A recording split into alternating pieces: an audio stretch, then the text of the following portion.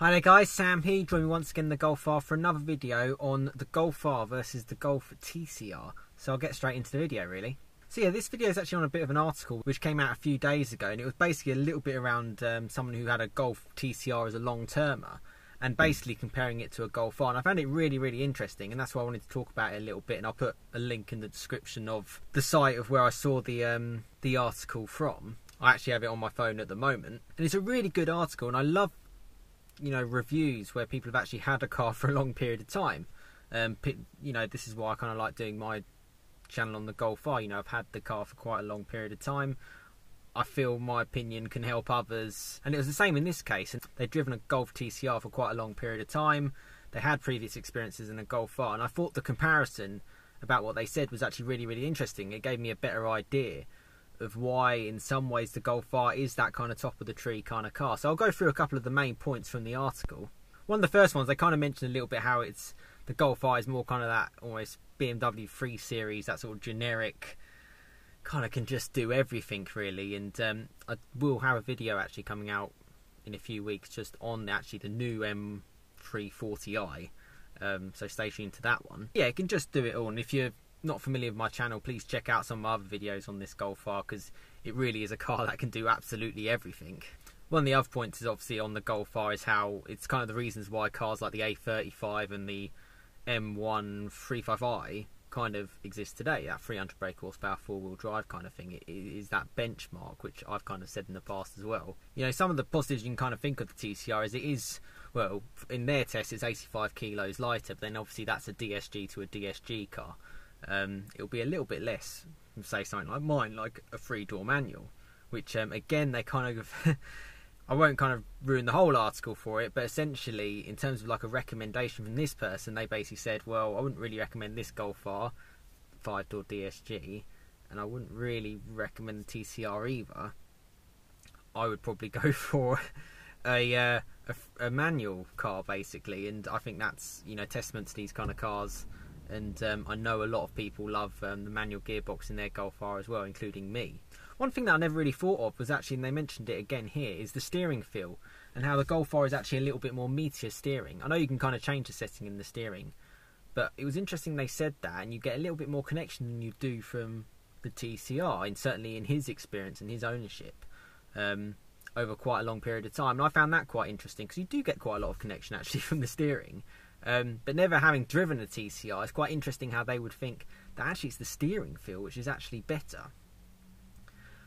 On top of that, they mentioned how much more sophisticated the suspension is on the Golf R. The geometry seems to be set up better, and you can kind of see why it's top of the tree really, and kind of top of its class. And I really love the suspension in this car, and I guess I was kind of expecting the TCR to be a bit more on it, but clearly in this case it's actually not, and the Golf R again is kind of the one you'd rather be in. And obviously the normal sort of like everyday stuff, and I experience it particularly when I'm commuting to work as well, that off the line pace, out of T-junctions, out of traffic lights, you're able to be more efficient in your power delivery. You don't really get wheel spin, you don't really get your traction control light coming up every 5 seconds. You can just kind of use it, and that's really useful in a day-to-day car. And ultimately the more power in the TCR, 286 brake horsepower it's up to now, isn't ever really going to help that. You can kind of have all the torque vectoring and all sorts of systems for the front wheels. They're still limited. So it kind of just exacerbates a problem that front wheel drive cars already have. And obviously the usual, particularly in the UK, we spend 6 months of the year basically in wet conditions, wet roads, generally quite cold as well. It's not actually that nice at all. And obviously four-wheel drive, it's kind of got it going on, and it's a really good article, and I really would recommend you to kind of read through it. It's quite nice sometimes to not have a video to kind of look through and actually to get someone's real in-depth opinion and see what you think, see if it gives you a good opinion on a Golf R. This is what my channel is mostly about, but also a little bit in the comparison to the TCR. For me, I think the TCR looks fantastic, but it doesn't really hit that kind of special spot, particularly from reviews I've kind of seen. One thing that was also interesting, the TCR actually cost a lot more than the Golf R, which is a little bit weird. I found that as well, particularly comparing like GTIs to Golf Rs. There's really not that much in it, and I think that's a real big selling point for a Golf R, actually, is its actual affordability compared to other Golfs. The big thing is, from this, editor's point of view, and they obviously test drive plenty of cars, is they go back to recommend the Golf R. They actually recommended the one pre-WLTP, the 7.5 facelift, with 310 brake horsepower before they, reduced the power back to 296. Made it sound a lot worse. And I'd kind of echo those thoughts in terms of a manual gearbox as well.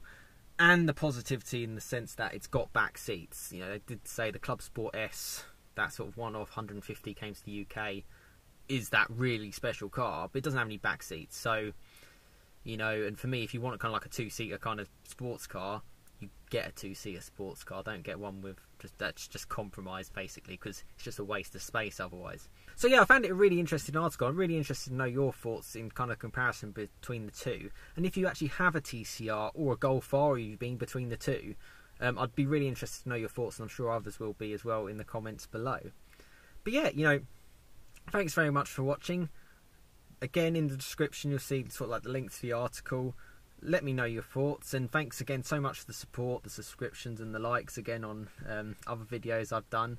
And yeah, I hope you've been enjoying them, and again, welcome to 2020, because it's my first video in 2020. If you'd like to watch my most recent video, click up there. If you'd like to watch a video I think you'd be interested in, click down there. And if you'd like to subscribe, please click on the link just in front of my face. But thanks very much for watching, and I'll see you again next time. Cheers, guys.